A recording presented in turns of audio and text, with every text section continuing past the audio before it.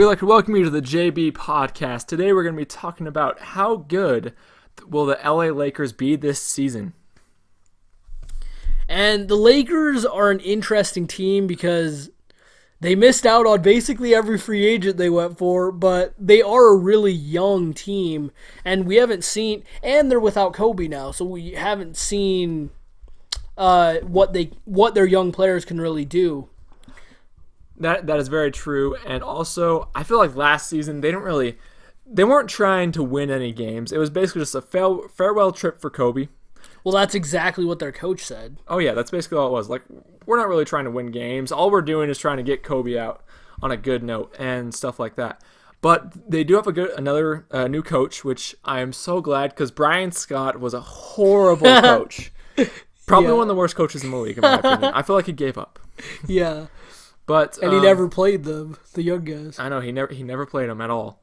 But it's a very interesting team. They have some interesting coming in players. They got Brandon Ingram. They got Yi Jinlin from China. He was drafted by the Milwaukee Bucks a few years ago. Uh-huh. He was kind of a bust, but then they got the person they've wasted all their money on, Timothy Mozgov, which I don't know why they wasted their money on him. They got Luol Deng on a great contract, in my opinion.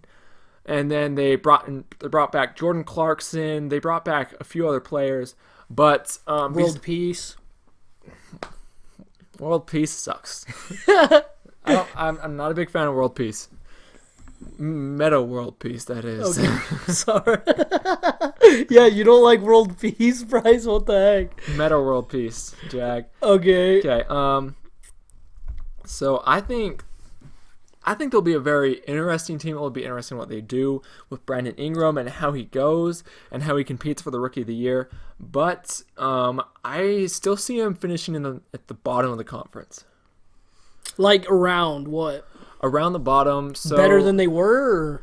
A little better than they were, but not much, to be honest. Okay.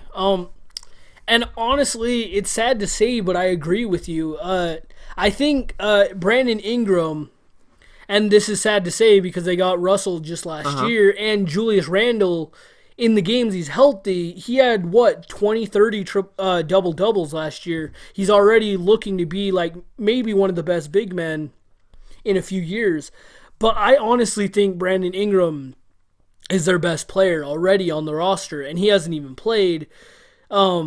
Luol Deng, you gotta say, Luol Deng's been doing it for a while. He kind of burned out. He kind of burned out a little bit in Chicago those last years, but Luol Deng was a huge pickup for them, and he can also be a mentor to Brandon Ingram because they play similar styles. But I think, unfortunately, I think it's great that Luke Walton is there because he can actually play the young talent, let them develop. I think it's great that Kobe's gone, as great as he was throughout his career. I think he was holding the young guys back a little bit. So I think that's great, but it's going to be, I don't know, they won 17 games last year. I'm saying maybe 25 this year. I'm putting 25 at a high for them. And then at a low, it's a very low perspective, but I'm putting it from 20 to 25. And if they're lucky, maybe 30. Okay. But I just can't see them getting much better this season. Because, I don't know, Kobe's being gone. Everything's new about this team, pretty much. Yeah.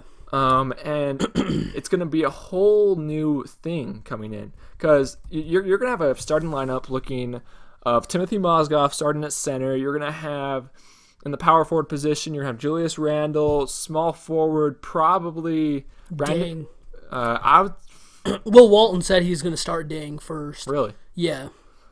Oh, well, that'll be interesting having Brandon Ingram come off the bench then. Yeah. It really will. And then at shooting guard, you're going to have, I don't even know who you're going to have at shooting guard. Probably Russell unless he plays point. I think Russell will play point guard. So Clarkson then at shooting guard? Oh, yeah. Clarkson at shooting guard. I forgot he was on the team. But, yeah. It'll be a very interesting team, but it'll be a very exciting team, in my opinion. Especially for Lakers fans, they've been down on their luck the past few years. They've struck out on some free agents. But if they can improve from their record last year and if they can get, I know it was higher than your high, but I think if they can get 30-ish wins, then they'll be able to attract someone, next season when there's a lot more money as well. Like the cap raises even more next year. If they go like that, I think they're gonna really regret spending $64 million on Timothy Mozgov. Yeah, because I don't know, maybe he'll be good, but he didn't succeed in Cleveland the past few years, and during the playoffs, I don't think he even played that much. Yeah, well, honestly, I think Mozgov is underrated for them. I think he's an underrated pickup because if you remember Cleveland 2 years ago when they first got LeBron, they were 19-20, and they started out this first half of the season horribly. They pick up Mozgov, JR, and Shumpert, and they turned their season around. Obviously, went to the finals. And Mozgov was a huge part of that, and he was a huge factor in the 2015 finals as well, even though they were just completely out-talented by Golden State. Mozgov was a huge factor in 2015. Didn't get much opportunity in 2016 because Cleveland went small more often. But I think he's really serviceable, and he had great years in Denver, too. Oh, yeah, that is true, but do you think he's really worth $16 million a year? It's hard to say because you got players... players probably worse than him making more, like Kent Bazemore. He's making 18 now million a year. So I know he's young, but I don't know if you're right about Kent Bazemore in my opinion. But I know he signed a big contract. That's all he did. But still, Timothy Mozgov, I don't know. From what I saw last year, it's very hard to put a gauge. Yeah, a gauge on what he can do. And then they brought in the Chinese player who excelled in the Olympics, but he didn't really excel in the NBA when he was in the NBA. He was a bust for the Milwaukee Bucks. Yeah. Yi, I don't know what to think about Yi, honestly. I remember seeing him. He wasn't that great. I don't watch much Chinese basketball, so I don't know how competitive it is, but compared to, you've seen the U.S. destroy them. So, then you also see someone like Michael Beasley, who's also seen as somewhat of a bust, was an absolute superstar in China. So I don't know if you can really gauge someone being good in China as transferring to the NBA and also being good. That's very true. But he was one of the, even though China lost all their games in the Olympics, he was a very, he showed a lot of talent in the Olympics. I believe he scored... I think he was one of the highest scorers in the Olympics. He scored 20 points per game. Yeah, and that is a good point for them. I don't know how many minutes he's going to get with Julius Randle there and Mozgov, but we'll see. I think he'll be a decent backup. It's a decent pickup for them. He was picked in the first round, sixth pick by Milwaukee, but his stats just aren't the best. But in China, he was averaging nearly 28 points per game. It's amazing what going overseas to the right team can do. But he did top out at 12 points a game for New Jersey, but he never lived up to the potential that a 7-footer would have. Yeah. I think he will be a good backup role for them. But it's just hard with the Lakers. They're a brand new team. One thing we are going to see is what kind of coaching chops does Luke Walton really have? Because he's already ingratiated himself with the players. They like him. But when you go from maybe not the best team ever now because they lost in the finals, but what was looking to be potentially the greatest team of all time, you see him and his success there opening the season 24-0. But how much can you really credit Luke Walton for that? We don't know how... It'll be very interesting to see. And also, even that credit got him a few Coach of the Year votes, which I found very... Well, I wasn't really shocked, but I think it should have been shared. It should have been shared by Luke Walton and Steph Curry. Not Steph Curry, Steve Kerr. Like a co-Coach of the Year or something? Yeah, something like that. I agree with that. But it's just so hard to gauge the Lakers right now. I wish the best for them, but I don't see them improving that much. And next year's draft class, remember, is also loaded. It's potentially going to be one of the best draft class of late.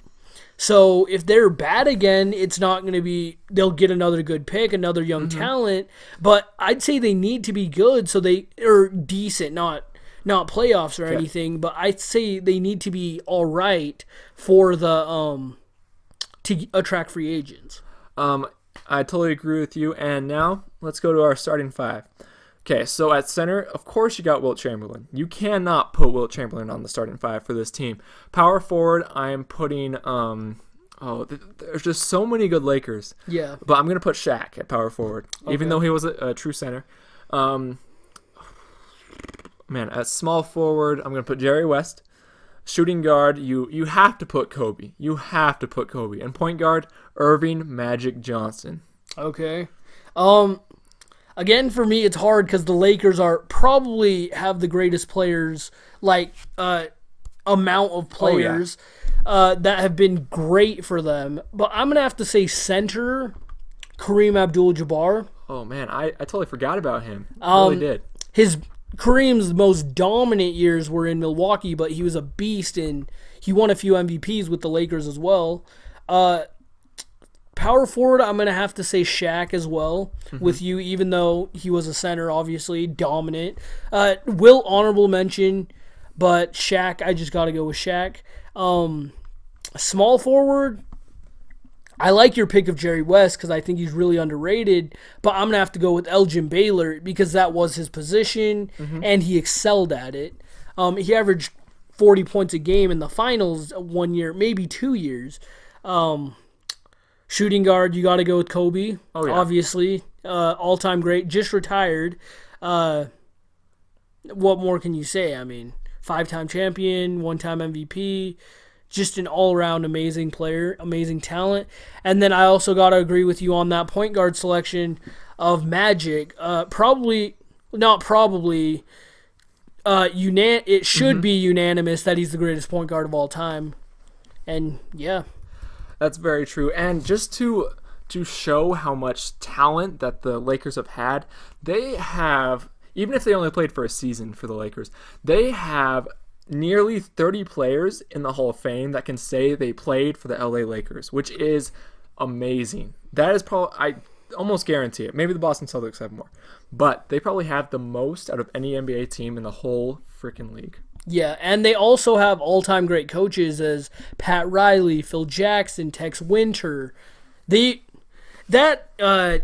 Historically, they've just been amazing, and hopefully these young Lakers they have now can carry them to their once greatness. Yes, I totally agree with you, Jag. And we'd like to thank you all for tuning in to the JB Podcast. Please comment down below who you think would be in the LA starting five, since there's so many amazing players. Also, comment, like, and subscribe. And lastly, please comment how good you think the Lakers will be this year. And if you really think maybe they'll make the playoffs, who knows? Maybe they'll sneak in their 8 seed. Let us know in the comment section below, and we'll see you next time.